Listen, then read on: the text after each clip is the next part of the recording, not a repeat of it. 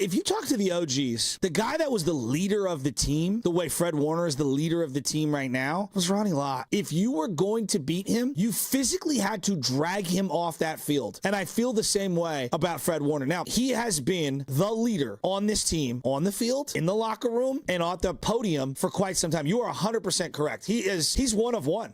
And you know what, Shasky? There's just, number one, something about this song that really gets me going. I love this song. But number two, I'm driving around yesterday, and I'm listening to the station, and there's an individual, there's just like a voice that I think right now to me makes me feel more comfortable watching Bay Area sports than anyone out there. And I want to see if you can help me figure out why. And the guy is Fred Warner. Oh, the president? This is the senator? Yeah. And he's in his, I'd vote for him for 17 terms. Fred Warner could be my president any day. And he's on Willard and Dibs. And, watching what he did on Sunday, the peanut punch on Kamara, he's covering Juwan Johnson, the second to last play of the game. Third and two was just a hell of a play. Blanketing their best pass catcher. And I'm just thinking, this guy he's it. He's just whatever it is. He is next to his neck. The best at his position. He is the ambassador of the 49ers and somehow finds a way through all of that to kind of just be a cool guy. Guys gravitate toward him on the team and in the fan base. So everybody brings up, back in the glory days, the name everyone goes, oh, Joe Montana and Dwight Clark. If you talk to the OGs and you remember it, the guy that was the leader of the team, the way Fred Warner is the leader of the team right now, was Ronnie Lott. Ronnie Lott was that guy.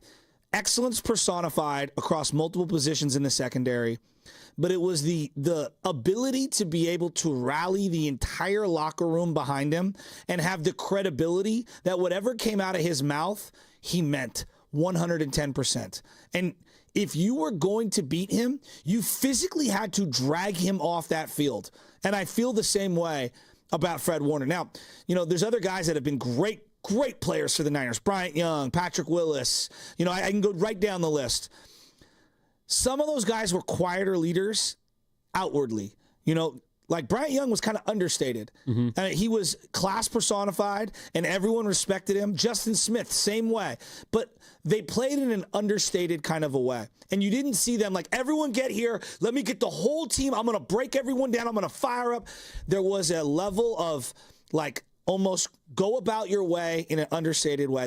Willis kind of was that way. It took a long time for Willis to lead the huddle out of the tunnel. It took a long time for him to break down the entire team. That didn't happen in the first couple of years. He had to grow into that role. And so I look at Fred Warner since day one as a rookie, going up into Minnesota with the green dot helmet on his helmet and be able to communicate with the defensive coordinator. He has been the leader on this team, on the field, in the locker room, and at the podium for quite some time. You are 100% correct. He's one of one. We're brought to you by Golden State, serving the Bay Area for 3 generations. When you succeed, we succeed. Visit GoldenStateLumber.com. And this is part of it, too. This is from the 510 on the Boxer and Gerson Work Injury Attorneys text line. Fred Warner has literally missed one game his entire career. Was that the one that he sat out on purpose week 18 against the Rams when Darnold started? It might have been. Was that it? That might be the only one. Last year, he played 17 games, and I believe the last 12 of which were on a broken ankle.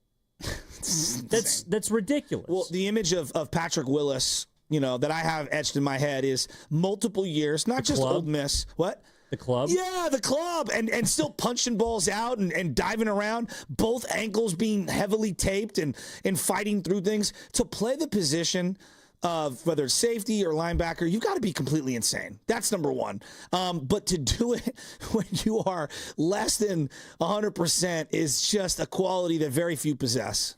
I mean, the fact that he's the best at his position, that he is right now, actually, with that fumble forced, he tied Patrick Willis, of all people, for most forced fumbles as a San Francisco 49er. As a linebacker, he has 54 passes defended, which is number one. The numbers speak for himself. He's the best at his position. He's the best in the game. But then he'll also go and talk about the place that he plays and the people that he plays for, and he shows them love. Like, this is him talking about yesterday on Wilder and Dibs, how the energy in New Orleans was just different because of the 49er fans. Yeah, no, I think overcome is exactly right, dude. I mean, it was just an overflow of just gratitude in that moment. I pray for moments like Sunday where, I could be put in positions to help my team win games. That I think in that moment, just seeing all those fans that just overtook the Saints Stadium, man, and they're all screaming for me, and it was truly just a moment of gratitude. It was overwhelming, but I can't speak enough to how amazing the faithful have been on the road. I can't wait to be back home this week for our first home game. I know they're going to show out and be big for us at home. You ever had a chance to meet this guy? Fred? Yeah.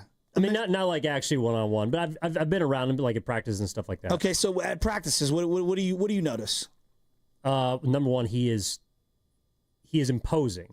He's physically huge. 6'3", 240. I mean, this is a big Greek god. Big man. Yeah.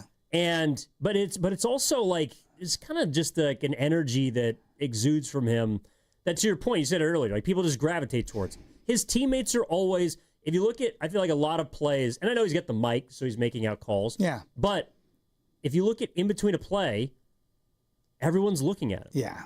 Everyone is always looking at Fred Warner. No disrespect to Nick Bosa. No disrespect to some of the great players that have played while Fred has been there. But in between plays, when everyone needs to know what's going on, they're looking at 54. He makes these separation plays. One of the... Like Willis hitting, Brad Smith always comes to everybody's mind, and there's lots of different moments. I think about a couple of collisions he had with Steven Jackson, who was the Rams running back for quite some time. I don't even know if you can hit people like that anymore. No, you can't. And then obviously him and Marshawn Lynch would meet in the hole many, many times. I always listen to how your peers talk about you on other teams, and what's the reverence or the fear that they address you with. The famous Ronnie Lott play with Ickey Woods, where he just ended Ickey Woods in the Ickey Shuffle. It was just over from that point on, just never the same. Fred Warner does that to people. I mean, it's been multiple seasons since we finally got a little taste of Najee Harris. I mean, Fred just KO'd him early in the season. It was like, I don't know if Najee's going to be the same for the rest of this year. Remember that play? Yeah. A couple years ago, start the year? Fred has that kind of quality about him.